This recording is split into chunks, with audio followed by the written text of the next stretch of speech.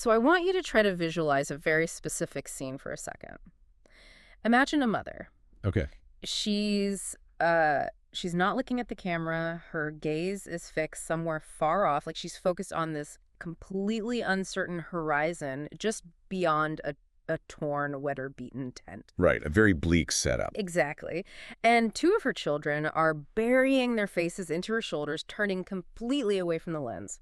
Plus, there's a sleeping baby resting heavily in her lap. It's such a heavy image. It really is. And when you study her face, there's no sudden panic, you know? There's no screaming or immediate chaos. There is just this crushing, continuous weight of an ongoing crisis. Yeah, that's the perfect way to describe it. And anchoring this entire scene is her right hand, which is resting against her chin. It looks anxious, but also, I don't know, incredibly resilient. Oh, absolutely. It is such an arresting image because you don't just see a moment of hardship, you actually feel the absolute definition of a crisis that has become a permanent state of being. Right. The way her hand is poised, it carries the physical weight of this terrifying unanswered question about, what is going to happen tomorrow.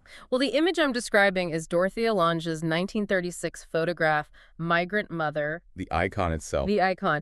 It is the literal blueprint that shaped how our modern society visualizes poverty. And today's deep dive is actually based on this brilliantly deconstructed article from SanalSergi that completely flips the script on what we think we know about this specific image. I love this analysis because it totally changes your perspectives. It does, because, look, if you put a security camera in that California pea pickers camp, it just records reality, right? It catches the dirt, the random people walking by, the messy noise of everyday life. Exactly. But Lange Weiss wasn't a security camera. She was a director. She built this reality from the ground up to make you feel something deeply specific. And that distinction between, just recording reality and actively building it, that is the absolute crux of this photograph. So how did she build it? Well, to understand how she built it, we really have to look at the why. We have to zoom out to the dusty, broken world of 1930s America. Right. The Great Depression. Yeah. But when we think of the financial collapse, it's usually the headline stuff, right? Bankers losing money, stock tickers crashing in New York. People jumping out of windows, that sort of thing. Exactly. But out in the American heartland, it wasn't just money drying up. It was the physical death of the land itself. The Dust Bowl. Right. Decades of overfarming met with this severe drought, and the topsoil literally blew away in these apocalyptic black blizzards. I mean, agriculture just died. Which is terrifying. It was. And so thousands of families from places like Oklahoma and Arkansas had to pack whatever they could carry into these beat-up cars. They dragged themselves westward to California, basically just hoping for agricultural work. But California wasn't exactly the promised land, was it? Not at all. What they found was mud, freezing temperatures, and these massive, sprawling temporary camps. Okay, so into this massive humanitarian crisis steps the government, specifically the Farm Security Administration, or the FSA. Right? And the government is desperately trying to push through relief programs, the New Deal, to keep people from starving. But they face this massive geographic and really psychological hurdle. Which was the funding. Exactly. The money to fund these programs had to come from middle-class taxpayers sitting in urban centers like New York and Chicago. Right. And those taxpayers were completely disconnected from the reality of a starving farmer sitting in a California mud camp. So the government essentially needed a PR strategy. Wait, really? So they basically hired photographers to act as a PR agency? They were manipulating city dwellers into paying taxes? I mean, essentially, yeah. They had to bridge the emotional gap between those two worlds. They figured out pretty quickly that economic data wouldn't do it. Right, a statistic doesn't make you cry. Exactly. A banker in Chicago hears that 100,000 migrants are starving, and it's just an abstract number to him. Empathy requires a human face. So the FSA realized they needed to dig an emotional tunnel straight from those freezing camps into the hearts of urbanites. Empathy by design. Yes. They needed images that didn't just document a problem, but created this emotional imperative to act. To manufacture that highly potent kind of empathy, they needed a very specific type of eye behind the lens. Which brings us to Dorothea Lange. And this was fascinating to me because when we picture a Depression-era documentary photographer, we usually imagine someone gritty, right? Yeah, some street-hardened photojournalists sleeping in the dirt with their subjects. Right. But Lange wasn't that at all. She was actually a high-end studio portrait photographer in San Francisco. Which is such a wild pivot. It is. She was used to photographing the wealthy elite. She had mastered the art of sculpting faces with highly controlled lighting, capturing these really curated micro expressions. So when the economic collapse finally pulled her out of her comfortable studio and into the streets, she didn't just abandon that background.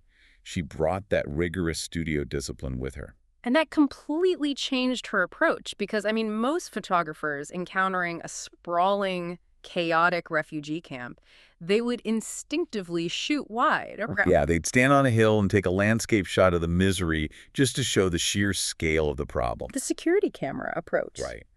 But Lange took the studio outside. She didn't want the landscape. She wanted the face. She stepped directly into people's personal space.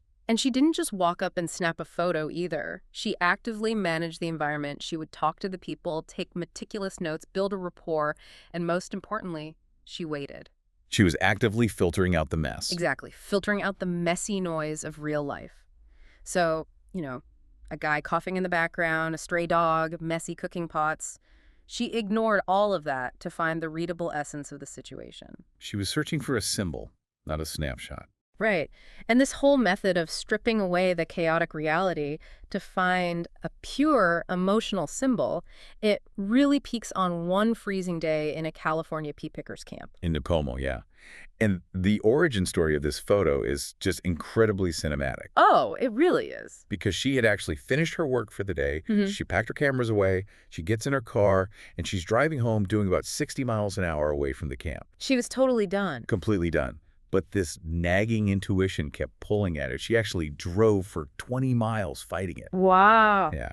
And finally, she just hits the brakes and makes a U-turn. Without that gut feeling, the most iconic image of the 20th century just wouldn't exist. That gives me chills. So she turns back, enters the camp, and she finds Florence Owens Thompson sitting by a tent. But here's the thing. Lange doesn't capture Migrant Mother on the first try. It's a deliberate distillation process. There's actually a sequence of 6 distinct shots, right? Yeah, and walking through that sequence is like watching a sculptor chip away the marble. In the first few photos, you see the wider reality of the camp. You see the makeshift tent, right? The ramshackle tent. And you see her older teenage children sitting in chairs. You see this dirty, battered trunk. It looked like a real messy campsite.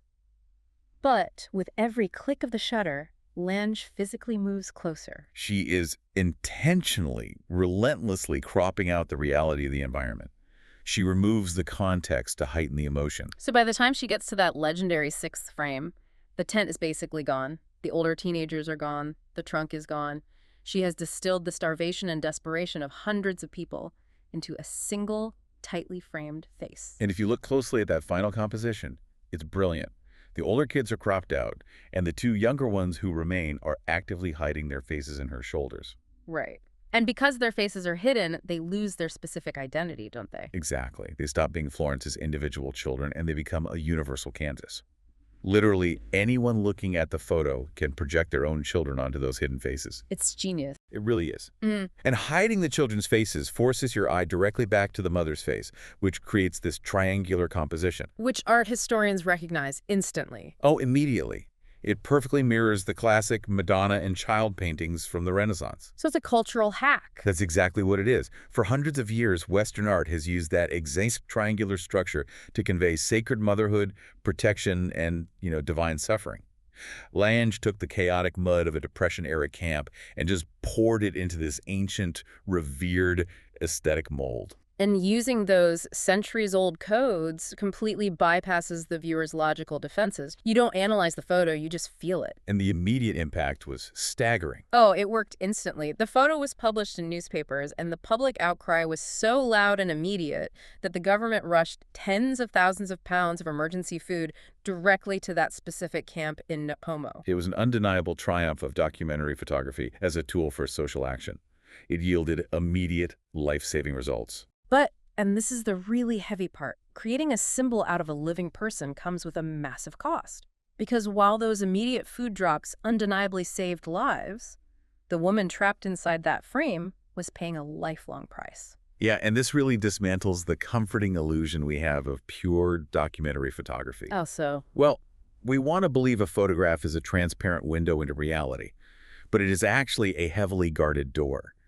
Every single time a photographer chooses what to include within the four edges of a frame, they are actively choosing 1,000 things to exclude. They curate the truth. Exactly. And the tragedy of Florence Owens Thompson is the ultimate collateral damage of that curation. Because years later, Florence gave interviews revealing the dark side of being an icon. She made absolutely no money from it, right? Not a cent. From an image that became one of the most famous photographs in human history. And worse than the money, she felt her life was completely hijacked. Right. Her identity was stolen to serve a collective narrative. I mean, Florence was a complex, multi-dimensional human being. She lived a long life. She laughed, she loved, she had triumphs and failures. But the world forcibly froze her forever as a 32-year-old tragic, destitute victim. Which is heartbreaking when you think about her lack of agency in all of it. It is, but let me play devil's advocate for a second here. Let's look at the utilitarian angle. Okay. If playing director and essentially using someone's suffering actually results in an emergency food drop that saves thousands of people from starving to death, I mean, isn't the purity of documentary photography kind of irrelevant? Doesn't the end justify the means? The material benefit is undeniable. People literally ate because of that photo. That is the ultimate utilitarian tension, isn't it? And it's a valid point, but we still have to recognize the permanent toll it takes when we turn a human being into a symbol. Fair enough. When Florence said she felt her life wasn't hers anymore, she was pointing to a profound violation of autonomy. She became a piece of public property. Consuming someone else's worst moment and making it a permanent monument to our own empathy, without giving them a say in the matter, it kind of strips them of their humanity. Wow. Yeah, it really does. And this exact tension between documenting cold reality and manipulating it for maximum emotional impact, that was the defining debate among the greatest photographic masters of that era. Right, and comparing how different photographers handled this really clarifies Lange's unique approach. Take someone like Walker Evans, who was also working for the FSA during the Depression. His approach was the polar opposite of Lange's. Totally. Evans was architectural. He was cold, distant, and extremely objective. He absolutely refused to direct his subjects. He wouldn't tell someone where to look or how to stand. He took the pure security camera approach. Exactly. His whole philosophy was, I just show it, you decide. He respected the viewer's intelligence and offered absolutely no emotional handholding. And then on the other end of the spectrum, you have someone like W. Eugene Smith. You're right. Smith didn't believe in the single iconic shot at all. He felt that was reductive. He built these long, incredibly detailed novelistic narratives. He would actually spend weeks or even months with a community just to show the beginning, the middle, and the end of a crisis. He wanted you to understand the entire ecosystem of a situation, right? Through a series of dozens of photographs. Exactly. So if we synthesize this, Walker Evans hands you a cold, hard brick of reality. You have to figure out what to do with it. Yeah. W. Eugene Smith builds you an entire house and walks you through every room so you understand the architecture of the crisis. And Dorothea Lange. Dorothea Lange just gives you the emotional memory of a home. She doesn't need the whole house. She turns an entire era, the whole Great Depression, into one powerful, unavoidable symbol. That is a brilliant way to put it. Yeah. And that actually leads us to the ultimate philosophical twist in this conversation, courtesy of the art theorist John Berger. Oh, I love Berger's take on this. So good. Berger argued that the true meaning of a photograph like Migrant Mother doesn't actually exist on the photographic paper. The meaning doesn't belong to Lange, and it doesn't even belong to Florence. Which is wild to think about. If it doesn't exist on the paper, it must exist entirely in our projection. Exactly. We're pouring our own anxieties into that empty vessel. So we look at Florence's face, and we project our own economic anxieties, our terror of failing our children, our own cultural definitions of what a good mother looks like under pressure. Yes, because the image is stripped of all that messy, specific background noise, it becomes a mirror. We aren't just looking at Florence in 1936, we are actually looking at our own capacity for fear and resilience. And the human brain heavily prefers a curated symbol over complex economic data, doesn't it? Oh, 100%. This is cognitive ease in action. Grasping the intricate failures of agricultural policy, banking deregulation, and drought. I mean, that is exhausting for the mind. It's too much. But focusing on one mother's resilient face, that is easy, and it's deeply satisfying. This narrative bias means we latch onto the emotional story and we completely discard the complicated truth. So because we project so much of ourselves onto it, the image eventually stops being a historical photograph altogether. It becomes something much larger and Honestly, much more dangerous. How so? Well, I imagine the danger there is that we stop looking for actual structural solutions to poverty. And we just start looking for victims that look perfect enough to deserve our sympathy. We start demanding that poverty fits an aesthetic. Wow. Yes, Migrant Mother has literally eaten history. When we think of the Great Depression today, we don't remember the complex economic policies. We don't remember the banking data or the specific political failures that caused the Dust Bowl. Right? Our collective memory has replaced all of that complex, nuanced reality with just this one heavily constructed, carefully cropped face. The image hasn't just documented the reality, it has completely replaced the reality. It is the ultimate power of a constructed symbol overriding facts. And look, if you want to see this progression of photos for yourself, to really explore the full breakdown of how art manipulates memory, you can explore the full breakdown on SanalSergi.com. It's highly recommended.